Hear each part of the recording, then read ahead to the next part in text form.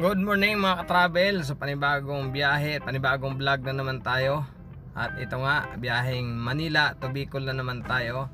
Kaya na medyo madilim-dilim pa kasi para iwas traffic. Mamaya kasi pag nagpaabot tayo ng umaga dito sa Maynila, medyo matraffic na. Kaya kailangan makalusot tayo dito sa bandang San Pablo na hindi tayo abutin ng liwanag. Kasi dyan sa may Santo Tomas, matraffic dyan pagka maliwanag na dahil maraming shuttle service. Yan, dito na tayo sa Calamba Exit Toll Plaza. Yan, sunod nito sa Star Tollway na. Tara na mag-travel kahit saan mo man gusto. Jo Marian TV.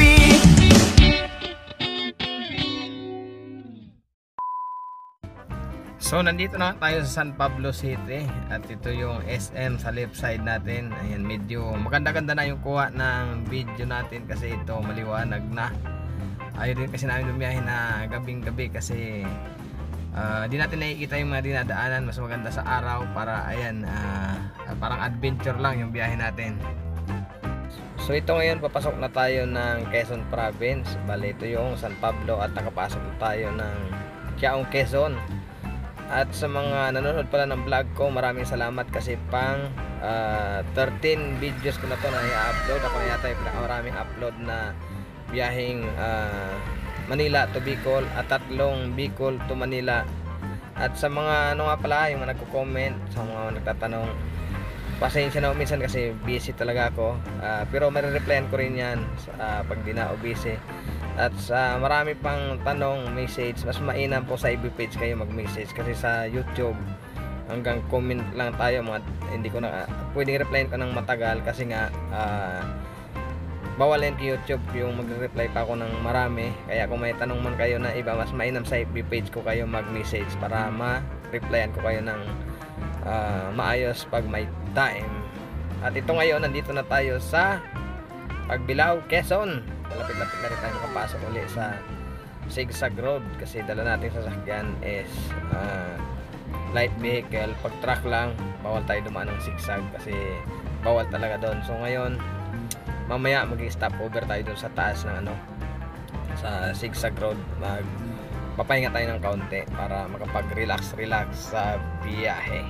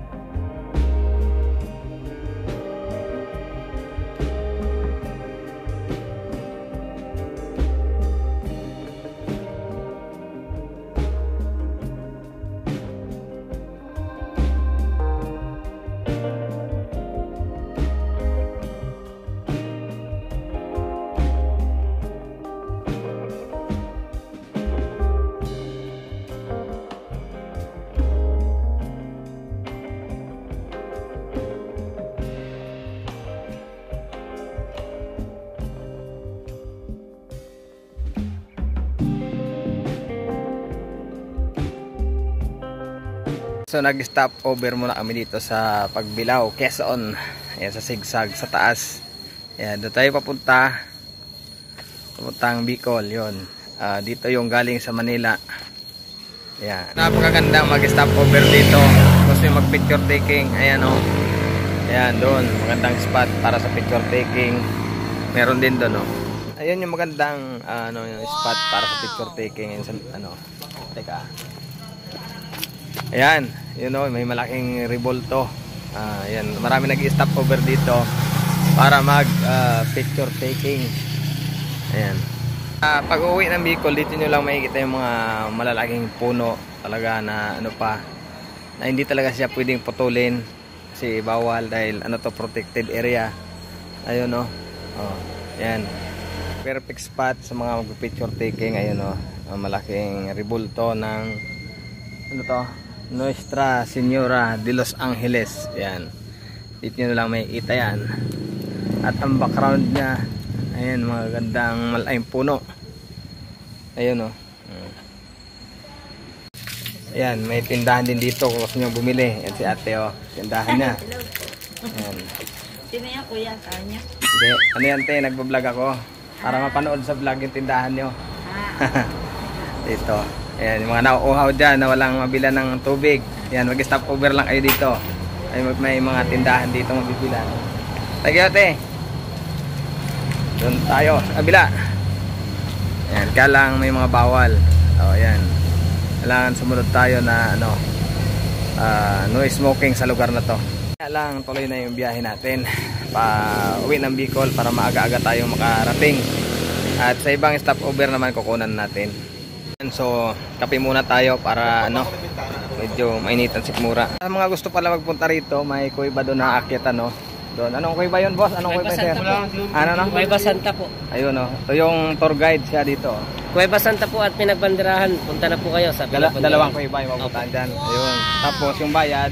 Sa amin na rin po mga tour guide. Kami po mag-guide sa inyo. Papunta po sa Pinagbanderahan Summit na nasa sakupan po ng Atimonan, Quezon po. Yun. Yun, para sa mga gustong dito, magpunta, yan, ito. Dito yung nila. Opisina po. Administration pagpupunta. So, ayan, tuloy ang ating biyahe. Dito pa rin tayo sa Sigsag, kanina paakyat. Ngayon, palusong naman tayo. At sa mga hindi sanay dyan, maninibago talaga kayo rito kasi pagdating nyo sa part na to ng Sigsag Road, kailangan nasa bandang kaliwa ka. Nasa kanan yung paakyat, nagiging baliktad siya. Kaya maninibago rito yung bihira dumaan kasi nagiging baliktad. Kailangan kasi natin pagbigyan priority yung paakyat para makabuelo sila. Yun, kaya pinai-stop. Marami namang nagga-guide na kailangan huminto ka muna para hindi mabitin yung paakyat. So ayan, tuloy ang ating paglalakbay at adventure na din papuntang Bicol.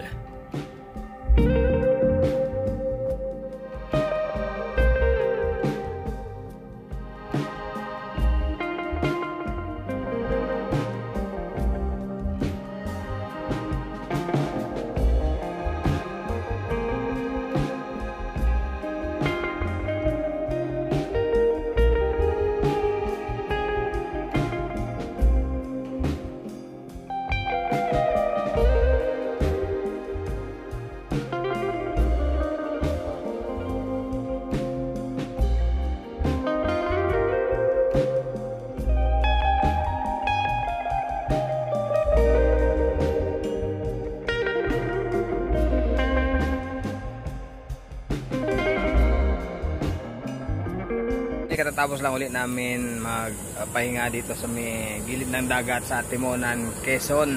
Ayan yung dagat, ayun. Napakalinaw. Ayan, dito kasi masarap magpahinga kasi medyo presko yung lugar niya. At mamaya doon tayo papunta. Tuloy yung ating biyahe. Pahinga lang ng kaunti. Napakalinaw ng dagat dito, hindi maalon. Kaya nakaka-relax tumambay. Kaya lang sandali lang tayo kasi maya malayo pa kasi yung biyahe. Tutuloy tayo. At ito may ginagawa pa rito siguro tindahan. Ayan.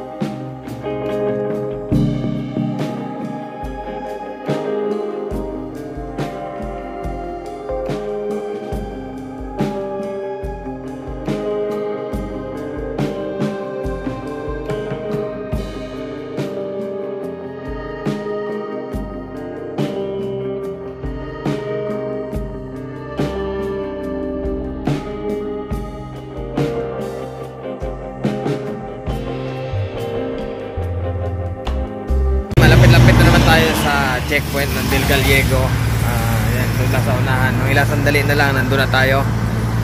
Wala kami dalang valid ID.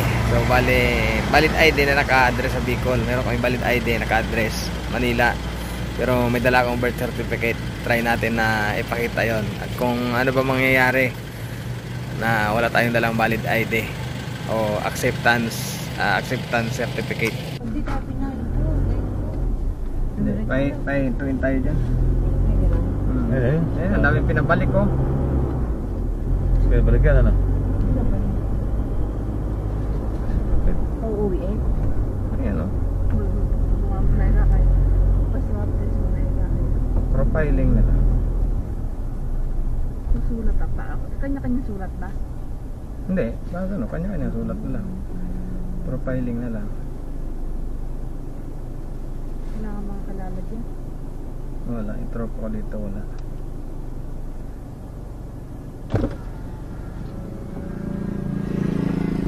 Morning sir. Saan punta niyo, sir? Ginubatan Albay po. May ID po na naka-address sa Ginubatan. Ano sir, yung birth certificate ko lang po. Yung mga kasama mo, sir, kaano mo yan, sir? Ito sir, bilas ko, tapos asawa ko, hipag ko. Patingin po ng ID ng iba, sir. Ayan, ID. Kanila po? Ito po, yung kasama. ID? ID nyo. Dami ko ID.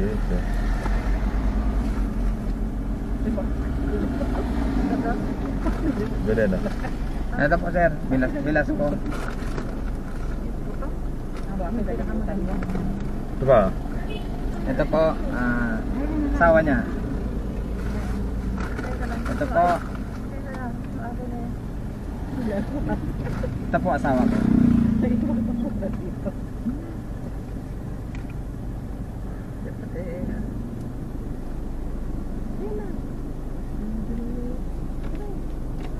na po. Okay, salamat sir.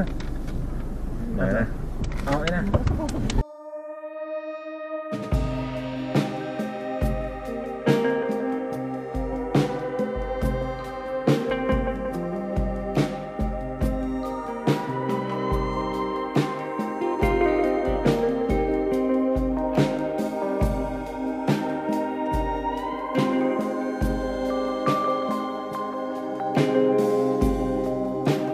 So yan, nakadaan tayo sa Del Gallego na wala naman valid ID. Bali ang dala ko lang is Xerox ng birth certificate ko. At yung mga kasamaan ko, hiningian lang nila ng valid ID kahit di naman naka-address sa Bicol kasi kasama ko naman sila. At yung isa kasi asawa ko, ipag ko, saka yung bilas ko. So yun lang naman, pwede naman pala duman kahit wala kang valid ID o acceptance, barangay acceptance, pwede naman basta may Xerox ka ng birth certificate o kung ano man patunay na yun nga na taga Bicol ka talaga.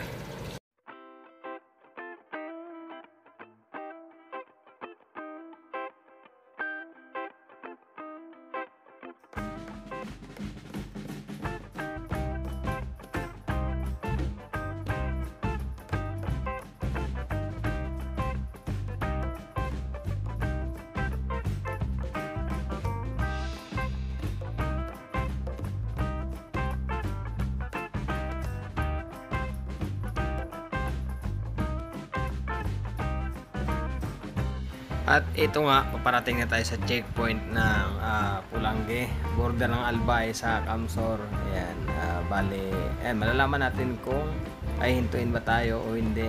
Pero wala namang problema, pahintuin man nila, i-stop.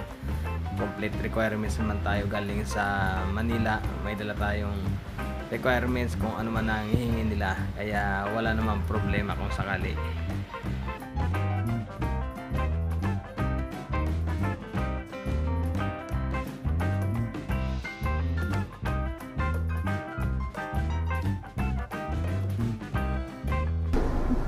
Brad. Morning sir. Nagari, sir? Manila po. Papuntang? Ginubatan lang sir. Ginubatan. Ginubatan? Sir, Dito kayo, sir? Pakumenta po. Thank you po.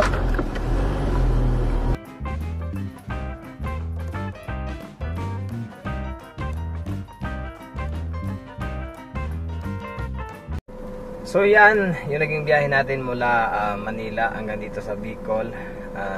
Sa Pagdaan natin sa Del Gallego, yun, bali, pinresent ko lang yung birth certificate ko, Xerox, okay na, kasi wala akong valid ID. Ningan din ng valid ID yung mga kasamahan ko, tinignan lang, pero yun, okay naman, kasi totoo naman na kasamahan ko sila, hindi naman tayo bumibiyahe na kung ano, papunta naman talaga kami ng Ginubatan, Albay. At pagdating naman sa Pulangi, ayan, tinanong lang nila kung kompleto yung requirements natin. At wala naman problema, pinadaan naman tayo kasi kumpleto naman talaga. Yun, sa mga bibiyahe, huwag po kayong mga basta kumpleto yung requirements nyo, huwag kayong mag-alala. Makakabiyahe kayo ng maayos, kaya mainam sa Manila pa lang, dapat complete requirements na kayo. Para pagdadaan kayo sa mga checkpoint, wala nang ganong abala. At yan, may request pala na shout out, ayan, sa mga ano natin, supporters. Ito kay Mr. D Channel. Ingat sa'yo palagi, bossing, ingat palagi Mr. D Channel. At kay John Henry Noda dyan sa Barangay Masarawag, Ginubatan, Albay. Shout out sa family Noda and Oraa family. Yan, ingat po kayo lagi sa Masarawag, Ginubatan, Albay. Keep safe and God bless po sa ating lahat. At sa mga naghahanap ng mabibilan ng pasalubong, pag umuwi kayo dito ng Bicol, pagbalik ng Manila, dito lang kayo makakabili ng pasalubong na 24 hours kasi siyang open. Marami siyang pagpipilian na maraming tinda siyang kung ano pasalubong na gusto nyo. Kay sa tindahan ni Ma'am Aida de Lima dito sa crossing Bato, Camarinesor. Paglampas nyo ng Riles, unang-unang tindahan sa left side, walang ibang tindahan na nauna sa kanya. And may mga freebies siyang binibigay pag may marami kayong bibilhin. Kahit hindi ganong karamihan, basta nagbibigay siya ng freebies. Napakabait ng may-ari niyan, Ma'am Aida de Lima dyan sa Pasalubong Center. Madam, maraming salamat sa iyo lagi. At tuwing bibili ko dyan, ayan, sabi niya thank you daw sa pag-vlog. Wala pong ano man yun. Yun lang, malit na bagay. Maraming salamat din po sa maraming freebies. Pag bibili kami dyan, talagang sobrang daming freebies niyang binibigay. Yun, maraming salamat sa pagsama nyo sa aming biyahe mula Manila hanggang Bicol. Sa mga gusto pa pong magpa-shoutout, comment lang kayo, and then next video shoutout natin yan. At isa pa nga pala, kung gusto nyo lang magpasundo sa akin mula dito sa Manila hanggang Bicol and Bicol to Manila, comment lang kayo dito sa aking FB page. Yan, para dyan tayo mag-usap-usap. Kasi sa YouTube, hindi pwedeng mahabaan na comment dahil may spam lang ni YouTube. So, sa mga gusto lang po, follow and like nyo lang ako sa aking FB page. Ayan, para message nyo lang po ako, para dyan tayo mag-usap-usap kung sakaling gusto nyo lang. Yun, maraming salamat po sa panonood nyo uli ng aking vlog. Sana sa mga susunod na vlog pa, hindi lang yung biyaheng Bicol, marami pa tayong vlog na gagawin. Kaya lang minsan medyo busy lang talaga, kaya di tayo magagawa-gawa. Pero gusto ko na rin sana mag full time sa pag-vlog, kaya lang darating tayo dyan. Hindi pa sa ngayon siguro, baka pag video okay na yan. So maraming salamat uli and God bless po sa ating lahat.